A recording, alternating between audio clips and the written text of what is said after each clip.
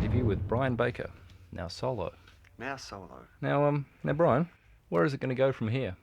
Well, it started off as a three-piece with the Ones, two-piece with the Makers, one piece. Yeah, I know. I could disappear entirely by next year at this rate. That's very interesting. Well, I'm happy, really happy to be working for myself and doing the music the way that I want to do it, etc., etc. And as far as where it goes from here, I will take this up.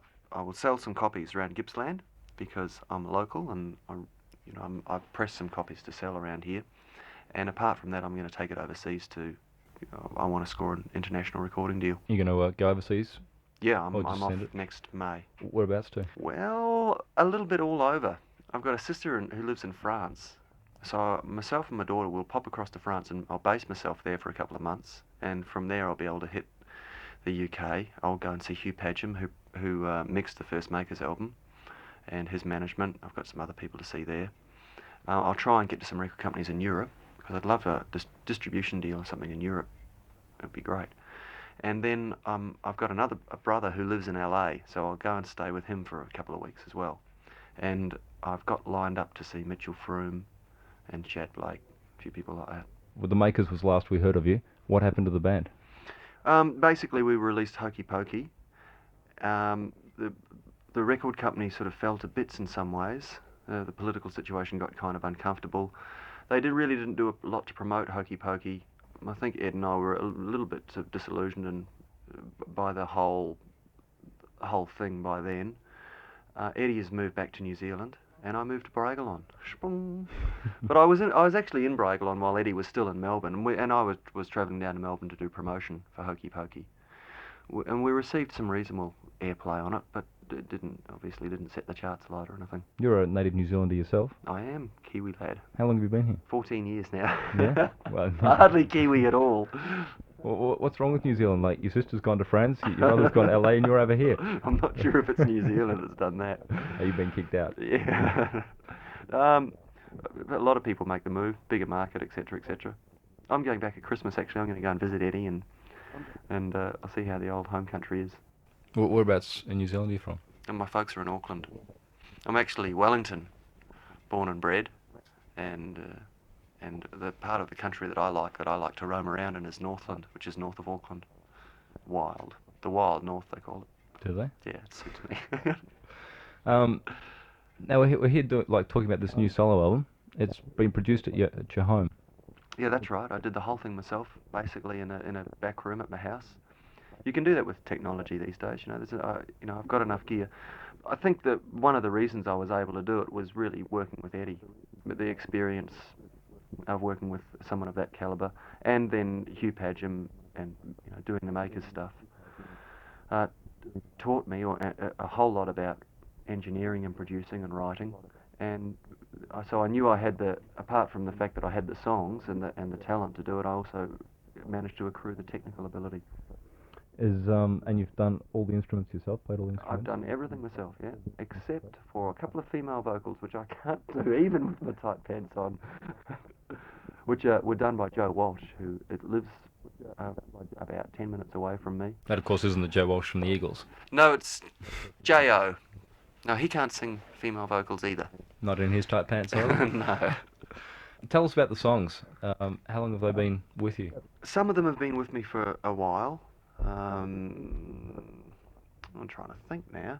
But the last one that I wrote basically for the record was Message from Another World, which is the first track on the album, and that was almost added as an afterthought. I had the album basically written. I had 9 or 10 tracks, and I thought, I'll record 3 or 4 more, and then I can make it. I can cut some back, etc., etc. Message from Another World just leapt out and basically wrote itself. Do you sit home and write a lot? Yeah, I write heaps. I always have heaps on the go, basically. I have heaps of verses and choruses and lyrics and melodies and bits and pieces. Now you are like playing live around Gippsland at the moment. I am a bit. We should mention that. Yeah. Actually, I do ringers a bit and sail, Yeah. and I do lots of people's weddings and 21st and 18th birthdays and rages, and I've recently been doing a bit of work up in Dargo, which is an enormous amount of fun. Yeah. Because they're really wild up there. What sort of stuff are you doing? You doing your own stuff or? No, I mostly do covers for that. Yeah. Although now that the CD's released, I'm going to drop in a set of from the CD of originals, so that people will, if people want to come and see me live and then are disappointed because I'm just doing covers, well, I don't think that'd be fair. And then also it wouldn't be fair for me to go out and just do originals, So I'll drop in a set of originals off the CD. Have a little card table set up with the album for sale too. Oh, of course, buy this record. This is an independent release, currently. So as many copies as I can flog, I'll do it. And you're hoping to get a major deal with it here in Australia for a start? It's definitely going out to the industry in Australia, Yeah. to the contacts that I've accrued over the years, working with the makers and the ones. Yeah, it'll go out to them. We'll see about a deal here. We'll see. See what I'm offered. With the ones, was about 86 first single come out? That's right, yeah. Heart? That's right. Oh, well done, Paul. Oh, well done. I'm well researched here. Yeah. Where did you think you'd be if you were looking back then? Where do you think you'd be now? We thought we'd basically be U2 by now, I think. The Ones was a wild band. A little too wild. And I think that the Ones' best time had probably passed before we started recording seriously. We did a lot of recording earlier in the piece, and there was some great stuff in there. I've still got some tapes that one day I'd like to, if I can find a sympathetic record company, I'd like to release. There's only the one single that came out. It was only the one single, yeah, but we recorded actually 3 tracks. Yeah. But previously to that, for CBS, before we got the deal, they insisted that we go and demo a whole album. So I've got 12 tracks sitting there. So you could still be U2. I don't think so. I'll just be U1 now, I think. Yeah, all right. The makers were contemporary, I guess? Yeah, they were. Adult contemporary, they were. It was a funny mix, Eddie and I. In many ways, we were finding our feet. He was finding his feet without the Finn brothers, which sometimes I think was tough for him, because everything that he did, everything that we do together, he would be mentally comparing it back to the Finns, which at times for me was a real drag. And I was finding my feet at working at that level of professionalism. Definitely, we had some great moments in the makers. We really did, and some of those are on both of those CDs. Was there a lot of stuff that never got recorded, never released? Yep. From you two? Yep. Yeah, there's probably a good 6 to 8 tracks easily. There's at least half a dozen outtakes from the second record, and there's some stuff that we recorded in the meantime. But mind you, a lot of that stuff that we used to just kind of muck around with, we'd put on the B-sides of singles. So there are some interesting things there. When you say Eddie was comparing stuff to Split Enz, there was one of the piano bits he wrote on Bon Voyage that ended up on a track called Heading Home. Yeah. He just did that. I didn't even know. I wasn't even aware of it. Yeah. And it got pointed out to me later. I don't know what to do about that stuff. I feel if I'd have known at the time, I would have, sort of not been. So I'd advise them not to do it, basically, because what's the point? It's me putting my lyrics and melodies over music that's been used before, that Neil or Tim has put their music, lyrics and melodies over, and it's kind of unfair to everybody. But despite that, actually, I really like Heading Home. Let's talk about the new album, which is called The Field, which is also the name of one of the songs. Yeah. Tell us about The Field and why you've called the album The Field. Why have I called it? You're the first person that's asked that so far. Why have I called the album The Field? That's a good question. Unfortunately, it rather has a deep and meaningful answer here. Deep and meaningless. Uh-oh. Yeah. No, the field that I'm referring to in the album The Field is Einstein was looking for a unified field theory before he died, and it's physics and it's at the quantum level, and it basically means that at a quantum level we're all the same thing, we're all the one thing, we're all the field. And so I call the album The Field, because that's what the song's about. And it seemed to wrap it up nicely.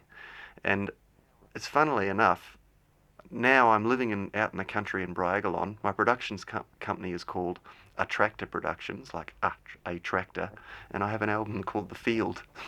I'm not sure how this happened, but it's happened. Somebody passing by, just picking up the album, could think country album. They could do that. They would be very surprised when they played very the tracks, mistaken though. too. Yeah. Well, do you have a favourite song from the album?